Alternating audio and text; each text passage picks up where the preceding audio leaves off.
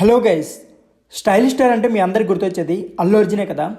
So నేనైతే photo display చేస్తాను, ఇప్పుడు చూసి చెప్పండి అసలు నిజమైన స్టైలిష్ స్టార్ అల్లు అర్జునా లేకపోతే రామ్ చరణా. అసలు అల్లు అర్జున్ను స్టైలిష్ స్టార్ అని ఎందుకు పిలవాల్సి వచ్చింది, తను సొంతంగా తను పెట్టుకుందా లేకపోతే ఈ బిరుదుని ఫ్యాన్స్ పెట్టిందండి, ఈ వీడియో చాలా క్లియర్గా మాట్లాడుకుందాం. సో దానికంటే ముందు మీకు స్టైలిష్ స్టార్ అనే బిరుదుని మీరు ఎవరికి ఇస్తారో కామెంట్ బాక్స్లో కామెంట్ చేయండి.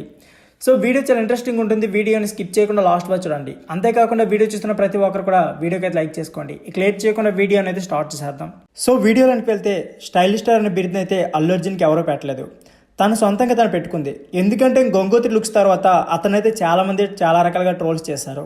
సో ఈ ట్రోల్స్ అన్ని కూడా తన లుక్స్ వల్ల వచ్చాయి కాబట్టి తన స్టైల్ స్టార్ పెట్టుకుంటే ఎవరు కూడా ట్రోల్ చేయరని అల్లు అర్జున్ అయితే తన నేమ్ని తన స్టైల్ స్టార్గా అయితే మార్చుకున్నాడు. సో నాకైతే మాత్రం అల్లు అర్జున్ కంటే ఇక్కడ రామ్ చరణ్ లుక్స్ చాలా స్టైలిష్గా ఉన్నాయి అనిపిస్తుంది.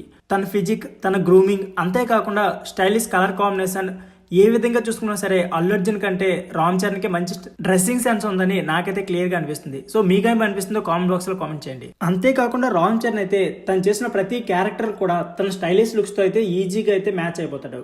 మనం ఆల్రెడీ రంగస్థలంలో చూసాం, ఆ కట్అవుట్కి ఆ బాడీ లాంగ్వేజ్కి అయితే ఈజీగా మ్యాచ్ అయిపోయాడు.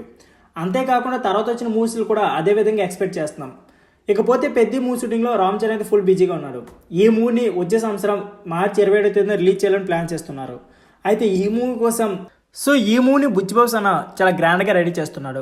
సో ఈ మూవీ కోసం ఇంకా 1 year ఉంది కాబట్టి చాలా గట్టిగా కష్టపడుతున్నారు. అంతేకాకుండా అనుకున్న టైంకి ఏ విధంగా అయినా సరే మూవీని రిలీజ్ చేయాలనుకుంటున్నారు. ఈ మూవీ తర్వాత రామ్ చరణ్ అయితే సుకుమార్తో ఇంకొక మూవీ అయితే చేయబోతున్నాడు. సో ఆ మూవీ కోసం అయితే ఫ్యాన్స్ ఎగర్గా వెయిట్ చేస్తున్నారు. ఎందుకంటే వీరిద్దరి కాంబినేషన్ వచ్చిన రంగస్థల మూవీ ఏ విధంగా ఆడిందో మన అందరికీ తెలుస్తుంది. సో ఫ్రెండ్స్, ఇదే వీడియో. ఈ వీడియో నచ్చితే please like, share and subscribe channel. Thank you for watching.